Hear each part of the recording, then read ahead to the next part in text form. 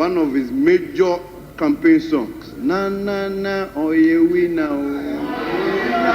Na na dear is born to succeed. Na na kufuado ye we now. The speaker, where you will even enjoy that one most is where you go, no sunoi, kukurudu.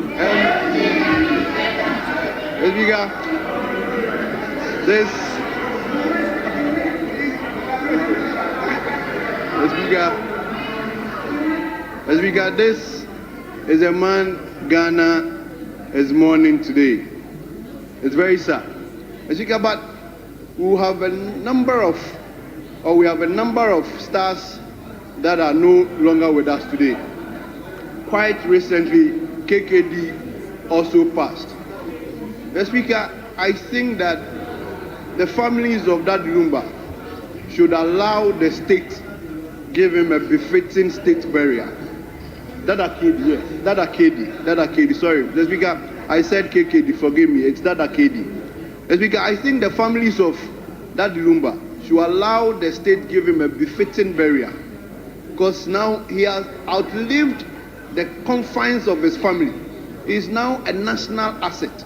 The speaker, I will beg, I will crave, if they are listening to us, they should allow the state give him a befitting burial. Because he has sold, he has marketed, he has projected Ghana through his music to the international world. Mr. Speaker, I think that finally I would want to beg that the nation should have a high life museum where we have all our high life musicians, art and their works being displayed there. Because Ghana, one of our major journals, music journals, is high life. As Speaker, we do not even have anything in this country that depicts the fact that that is our music journal. The Speaker, we should use the passage of Lumba to make sure that we set up a music journal, high life studios or high life museum, so that Ghana and everybody who comes to Ghana can have a share of that. The Speaker, to conclude, I want to take the lines again. Now you Honourable member, no singing. Conclude. Please conclude. I'm concluding. So time here. Honourable member, conclude. So time here. Can you resume your seat? Yes, leadership. Mr. Speaker, I will yield to Honourable. Very well. Yes. Honourable Nitiwood. Mr. Speaker, I want to thank you very much.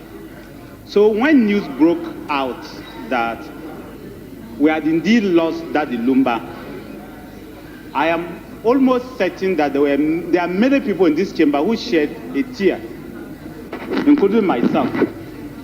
Even those who did not speak impeccable Twi, or didn't even speak the Twi language. Whenever they played Daddy Lumba's song, they enjoyed it.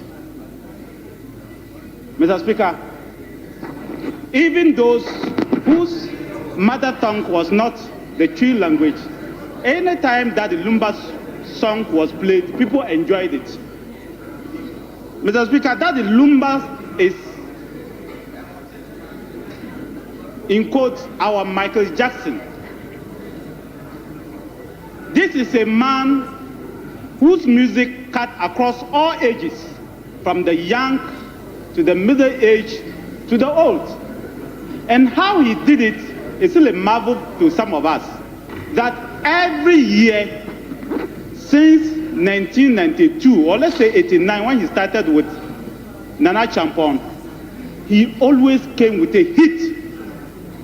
There is no year that people were not waiting for Daddy Lumba to bring a song in December. Every year, Daddy Lumba always brought a hit song or a couple of hit songs in December. He entertained Ghanaians for more than 30, 40 years. We should celebrate him. The nation owes it a duty to celebrate Daddy Lumba. Lumba Mr. Speaker, has left a mark, and I believe for many years to come, he may end up like Bob Marley, where even when he's not there, Ghanaians will still be playing his music.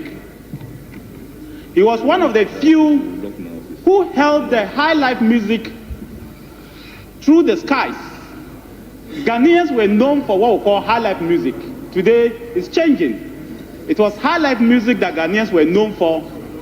Many people, many countries copied high life music, and that the Lumba represented the best of high life music.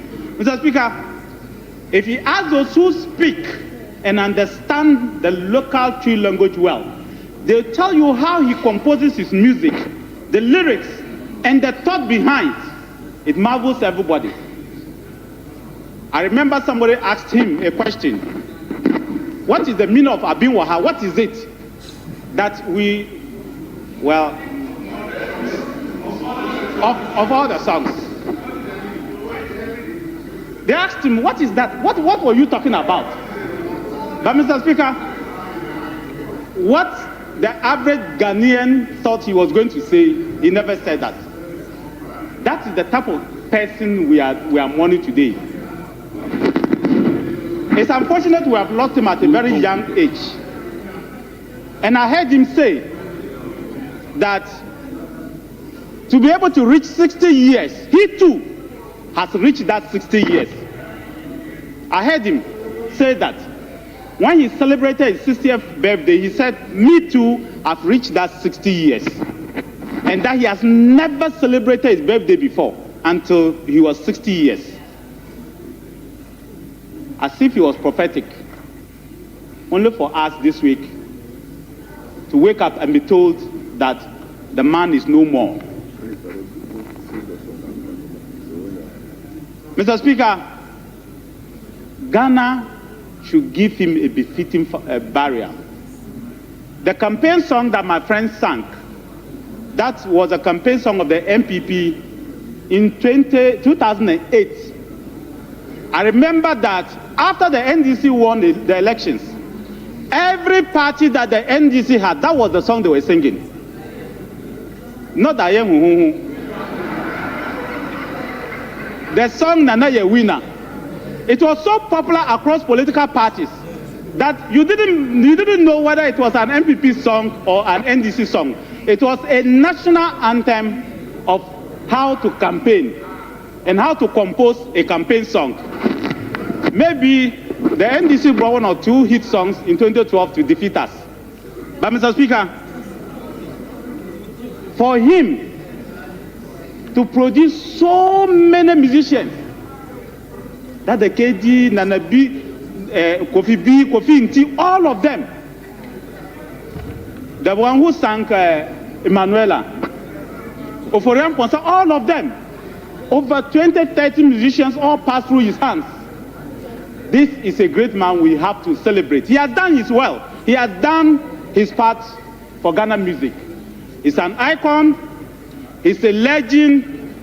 This is a man who is our Michael Jackson. Let us remember him and give him a befitting burial, a good sign of, and pray that the Almighty Lord will forgive him all his sins and put him at his right side. If you listen to his interviews over the last 10 years, when he did the surgery and was having difficulties, always he uses God first before any other thing. Maybe the ancestors of Ghana, maybe the spirit of the country called Ghana, maybe the ancestors of the Sacred land, Ashanti land, were telling him that your time is up. But whatever it is, wherever he is today, he should know that the people of Ghana love him. I have a friend who says that we should sing, is it Ankwanuma? Ankwanuma, nume, nume, Ankwanume.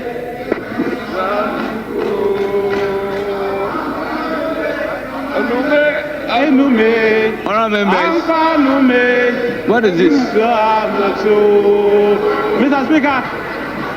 Mr. Speaker, we are doing things out of the ordinary for an extraordinary human being. Mr. Speaker, forgive us, but we are mourning the best of the best. Forgive us, for we shall never forget the name Charles Kojo Fosu, a.k.a. Daddy Lumba, a.k.a. DL.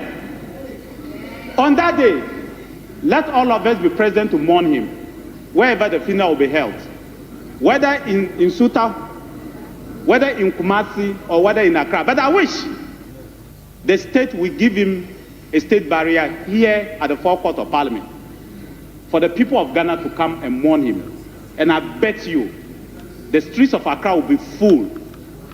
I went to the gym today and everybody was playing that Lumba songs. You move all the parties of Accra, people are playing that Lumba songs. People are weeping from Ghana to Germany. And people are weeping from Bolga to Accra. Some people who never wept for their family members wept when they heard that Lumba died. And it's not because they knew him physically. Not many people even met him. But the fact that he brought joy to the hearts of many people in Ghana. Mr. Speaker, Lumba brought joy through music. We are doing politics. I believe we shall also bring joy through politics. But for Lumba, he has done his part. He's a great man, and we should not forget of that Lumba. Lumba incarnate will come one day. But I dare to say that he may arguably be the greatest Ghanaian musician to walk on the streets of Accra and to walk on the streets of Ghana. I thank you, Mr. Speaker, and may God bless all of us. And may his soul rest in perfect peace. Yes, Honorable Doyo. Thank you, Mr. Speaker, for the opportunity, and I would like to thank the maker of the statement. Mr. Speaker, we have lost a legend. This is a man who brought joy to everybody in the world because the music is everywhere. When it comes to funeral, he's there. He comes to wedding, he's there. And it comes to the youth, his music is there. And when it comes to politics, the music is there. Mr. Speaker, Daddy Lumba will never die because his music will continue to live on, and because of that, his name will continue to live on. Mr. Speaker, initially I asked myself, why 60 years? Because I could remember I went to a program with Mama Pat and we were invited to attend his 60th birthday, but I couldn't go. And 60 years, you are too young, because if life begins at 40, you are 20 years. And when you listen to what killed him, initially people were saying the wife poisoned him, but he came out boldly to tell the whole world that it was spinal cord injury. Mr. Speaker, this tells us that we should take good care of ourselves. At your youthful age, save some of the energies for the future, for your retirement age. Don't waste all the youthful age and you will reserve some for, don't waste all the energy in your youthful age and you will reserve some for the future or your retirement age. Mr. Speaker, spinal cord is bones that God has put together. So take good care of it because this spinal cord has killed a lot of people, especially a lot of men. Mr. Speaker, I would advise everybody, because recently I met a guy in the tunnel. If you look at the load that boy was carrying, I stopped him and asked him, do you know you are injuring yourself? You are young, so you feel you are strong. But by the time you start aging, before you start feeling the effects. So if you are young, take good care of yourself. You yourself, your weight is 60 60 kilos or 50 kilos, and you want to put 3 cement bags, which is more than your weight together and carry, you will injure yourself. The day you will throw the stone is not that day you feel the pains in your arm, but later before you feel that pains in your arms. So it's a pity that at age 60, that he's supposed to enjoy, sit, even if he cannot play music in concerts in places again.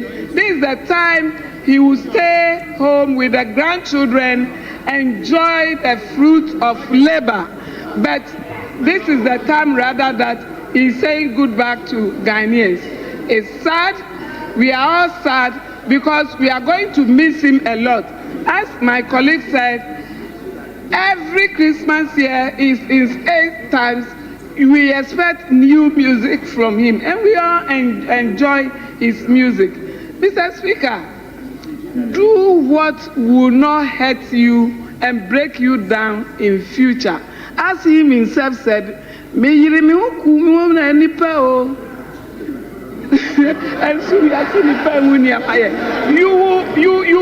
will force yourself and kill yourself for people, and they don't even know what you have done for them. So don't force yourself and kill yourself for people. Do what will give you more strength and more energy so that you can stay and see your children, grandchildren, and great-grandchildren. Thank you, Mr. Speaker, for the opportunity.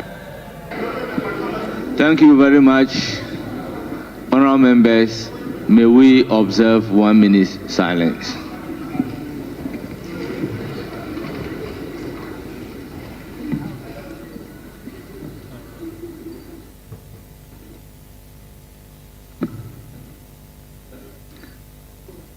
Honourable members, may his soul rest in perfect peace.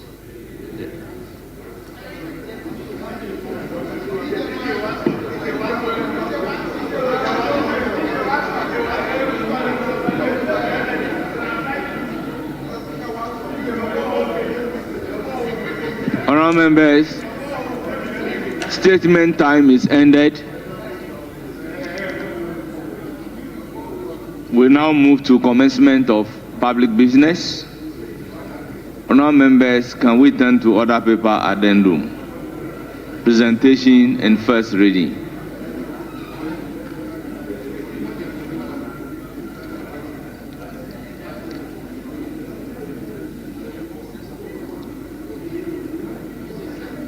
Minister responsible for Interior.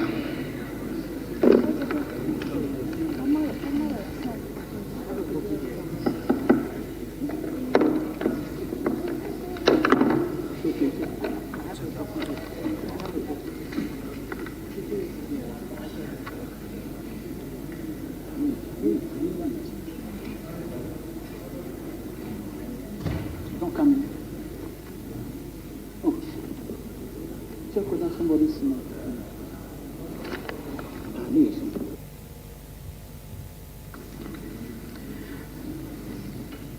An act to prove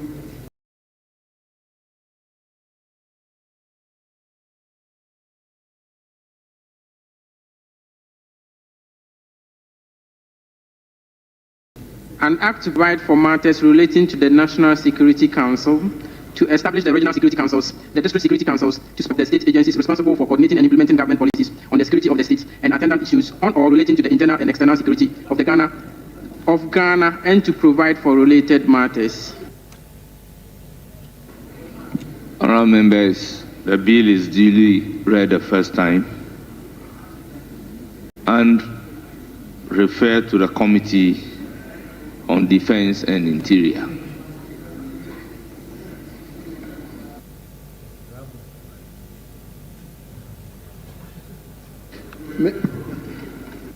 Mr. Speaker. Yes. Mr. Speaker, I think it should be referred to the Committee of Security and Intelligence, and if we could add the leadership of the Defence. Very well, very well. Then it is referred to the Security and Intelligence Committee with the leadership of Defence and Interior joining. Thank you very much for that corrections. Honourable members, item number 9. Motion. Mr. Speaker. Honourable members, the motion has been duly moved by the Finance Minister. Any seconder? Mr. Speaker, I rise to second the motion captured as item number 9 on today's order paper at page 3, that this Honourable House approves the media review of the budget statement and economic policy of the Government of Ghana for the 2025 financial year. Move on Thursday, 24th July 2025 by the Honourable Minister for Finance, Dr. Kisel Pato Ba Forsen. Respectfully moved, Mr. Speaker. I seconded. Honourable members, motion moved and seconded, and it is for the consideration of the House. Honourable members, I have the list before me. I will then proceed to give the floor to Honourable Ajay Mensah.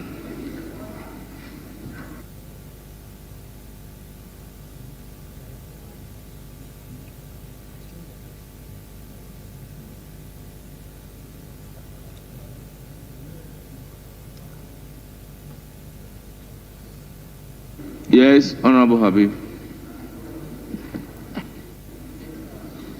Thank you, Mr. Speaker. Mr. Speaker, as important as the media budget review is, the Minister responsible for finance moved the motion. It has just been duly seconded by the second Deputy Majority Whip. Mr. Speaker, we are debating the budget of the Finance Ministry, the media budget review of the Finance Ministry. The Minister is not here. His Deputy is not here. Mr. Speaker, if there are issues and serious concerns that will come from the debate, how will they be able to respond and take notice of that? Mr. Speaker, this is unaccepted. Mr. Speaker, and they should take this House serious. And if the majority side are not ready to debate the budget, they should say so. How can we debate the media budget review without the Finance Minister or the Deputy Finance Minister? Where are they? Mr. Speaker, we cannot. So, Mr. Speaker, I don't know, the minister responsible for roads and highways, he's intimidating me with his looks. Mr. Speaker, we need the Finance Minister and the Deputy Minister responsible for finance before we start this debate. You must take this House serious and take your own budget serious. How can we debate the budget without the Minister or the Deputy Minister? Well, how? Honourable members, we shall come to the debate. But in the meantime, my attention has been drawn to order paper addendum 2. So, Minister for Gender, Children and Social Protection. Mr. Speaker, I think today we had some agreement, and you have been following it all along, Mr. Speaker. So, Mr. Speaker, we have not been engaged on this, and we don't know anything about it. So let's zoom in into the debate. Later on, we can look at the other paper addendum 2. You know, we discussed, and we have been following it. So we cannot do the gender minister business at the moment. So, Mr. Speaker, let's continue to the debate. When we get to a certain point, then we'll be able to do it. Honourable Habib, this was some of the issues that we have discussed, that there will be a withdrawal of the bill and then representation of that particular bill. Because the bill is in this House. The Social Protection Bill has been introduced and referred to a committee. So it's one of the businesses for us to carry. So let us just permit her to do the needful, then we can refer it to a committee and then come to the debate. Mr. Speaker, I'll plead with my colleagues to allow the laying of the papers so that after that we'll talk about it. Because, Mr. Speaker, this is a straightforward matter. We don't need to belabor the point. So We are just pleading with you to allow us lay those papers. Because the document is before the House, and they are withdrawing it in place, lay the new one. So I don't think there's any difficulty here. But the minister is here. She will provide the necessary answers to the questions that you raised. So let her lay the paper first, and she will proceed by giving us the reasons why she is doing that. Honourable members, this is not a new business that the minister is bringing. Mr. Speaker, with respect to your good self, even when the issue of ESLA, you needed to withdraw it, there was an engagement, and we know why. But for the minister in the front bench to spring surprise on us, we don't know anything. Why is the minister withdrawing? We have not been engaged. And Mr. Speaker, with respect, we never discussed this issue, and we are not aware. So let's zoom into the debate. We'll engage, and after that, within the debate, we can do this one. Honourable member, what I want to do is that we will allow the minister to withdraw and present, so that when we refer it to the committee, then we can engage within the period. Mr. Speaker, the bill now is the property of Parliament. Yes. Why is the minister withdrawing it? That is why at the point of the withdrawal, yes, at the point of the withdrawal, the minister will indicate why the bill is being withdrawn. It's really the property of Parliament.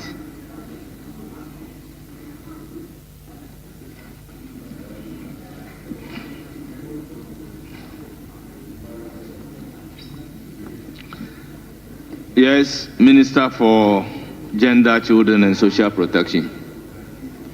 Minister for Minister for Gender, Children and Social Protection.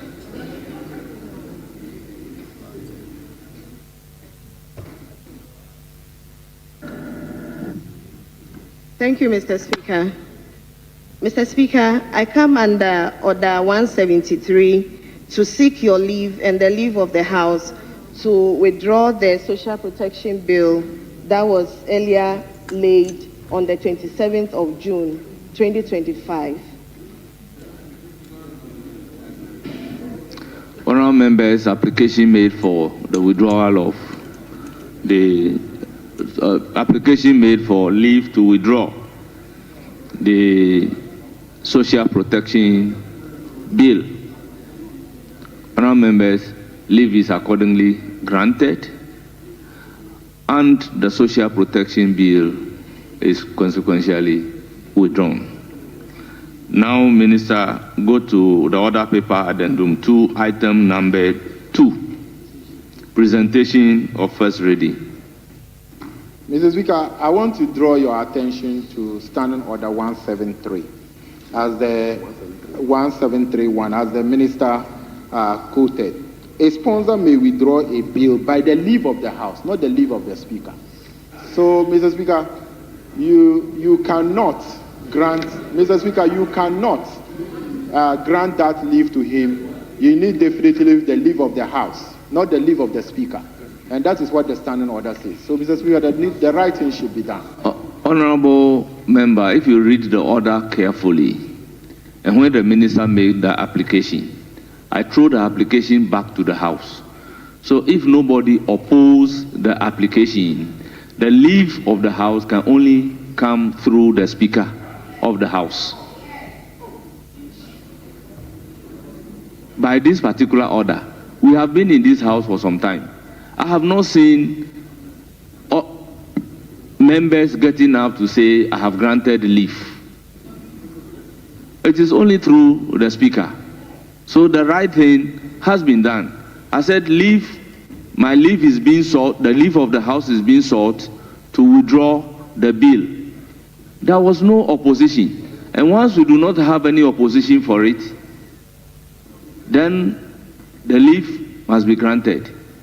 Leave of the House is normally communicated by the Speaker. So if a member gets up to say that, oh, I am opposed to the leave being sought because of this, it is then that we can go into any debate.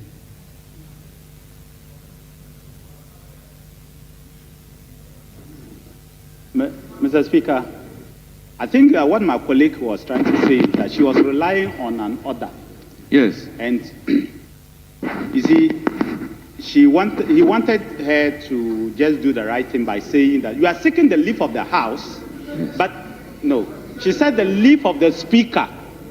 She actually mentioned the leave of the House and the leave of the Speaker.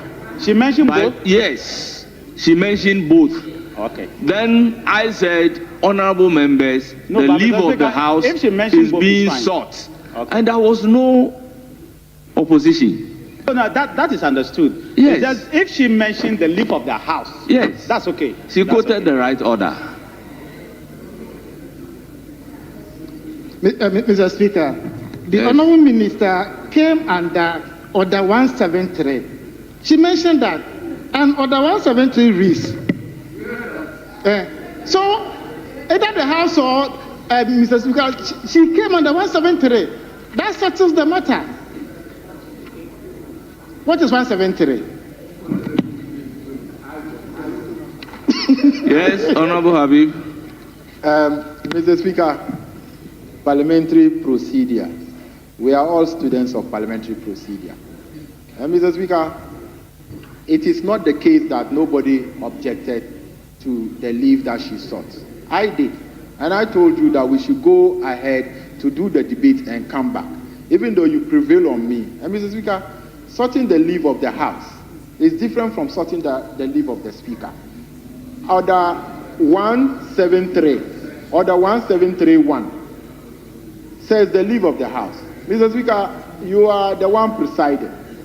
And then if you ask, you don't necessarily think that we'll get up to say we oppose. But there is another way you could go by this whole thing. Mr. Speaker, and you know why these orders are suffering? Because there's no engagement. There's no prior engagement to the whole thing. The majority bench is springing a surprise on us. That's why it is suffering. If there was engagement, we honorable members. But you don't quote an order and rely on an order, and which definitely, you know, you honorable members. For this one, I have been in the House for some time, but we've never taken a decision when leave of the House is being sought by way of voting.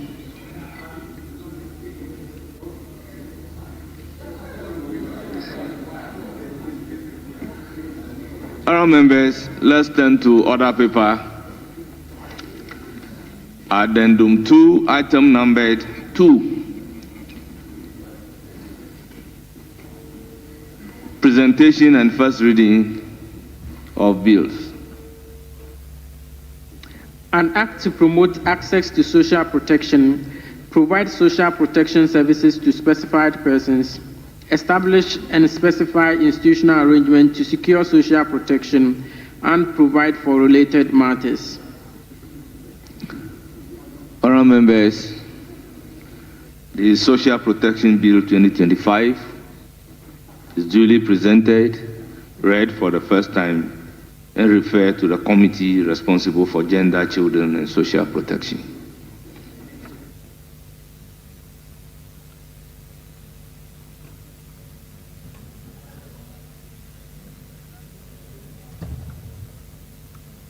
Honourable members, looking at the bill, it's not, the new one is not gazetted, so I urge the committee to determine the agency or otherwise of the bill and present that report as well.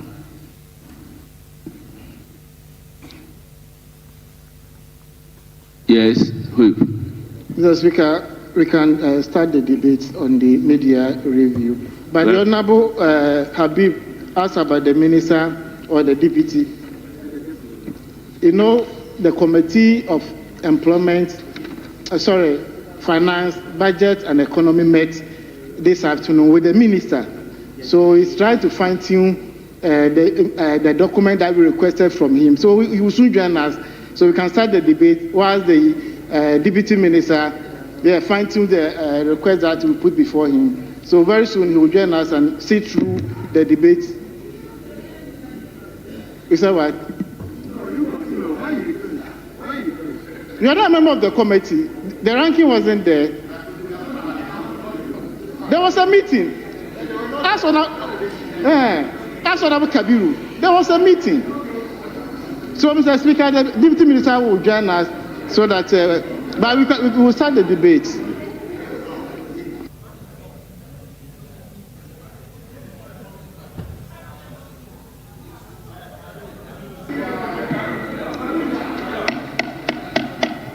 Yes, Honorable Nindam. Mr. Speaker, thank you for the opportunity. I just listened to the Deputy Whip who was talking about committee matters on the floor here. Mr. Speaker, a statement was presented to this House, a budget statement that the House is debating, and none of the finance ministers is here. Mr. Speaker, we can pardon the finance minister himself, but the deputy finance minister should make himself available, at least to give respect to this House. At least give the respect to this House. But for you to say the finance minister is unavoidably absent, the deputy finance minister is working on a meeting that was held by a committee, and because of that, he is not coming. Mr. Speaker, let's all give respect to this House. For us to debate the budget statement, Mr. Speaker, whether we were here or we were not here, Mr. Speaker, this is the House. We belong here, and we have every right to debate the statement. Mr. Speaker, Honorable Minister for Roads, I'm sorry today you are saying that we left. When you were the chief whip, you led your soldiers out of this House. Mr. Speaker, we are not debating without any of the ministers. And Mr. Speaker, it will be an affront. Mr. Speaker, it is going to be an affront to this House for us to start a budget debate without minister, at least the deputy minister. Mr. Speaker, I want to urge you, don't succumb to their pressure. Mr. Speaker, don't allow yourself to set a bad precedent. Don't allow yourself, Mr. Speaker. Don't let them put pressure on you. We want to respect this House. And Mr. Speaker, we urge you, let's get the Deputy Finance Minister in. Honorable Martin Yindam. The debate. Thank you, right? Honorable Martin Yindam. I know I shall return, but you have also been in the House for some time. Is it the case that when we are debating, the minister or the deputy must be present? Thank you, right, Honorable Speaker. Just because like you have said, the motion is for the consideration of the House. Thank you, right, Honorable Speaker. We have conventions and practices in this House, and you obviously have our standing orders as a guide. If we are debating a budget, at least for the first day, Mr. Speaker, like you said, as I return. Honorable, can you guide me by the standing order that you are quoting? Mr. Speaker, that is why I'm saying that it is not just by our standing orders only. We are talking about conventions and practices. So some of them are not codified, but we use them as our conventions and practice. So what I'm saying is that I know I have been here, and Mr. Speaker, I have had the opportunity to also become a leader. And any budget statement that we take on this floor, at least the first day, one of the ministers will represent. Honourable members, thank you, Honourable Speaker. Honourable members, I intend to suspend the House for 30 minutes. The House is accordingly suspended.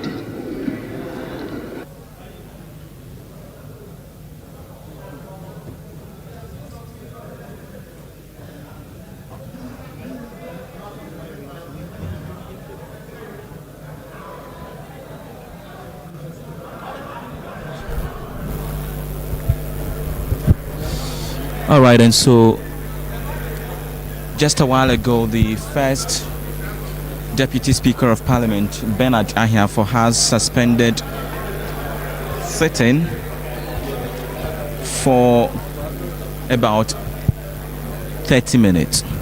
And the issue at hand is that the minority side is demanding that at least one of the two finance ministers be present in Parliament as they debate the mid-year budget review, which was presented last week on Thursday by the Dr. Kasiel Atufosing. The indication is that, and according to the minority side, if none of the ministers is available, the feedback and their comment on the review as they are about to communicate would not get to the ministers for them to be able to work on them or to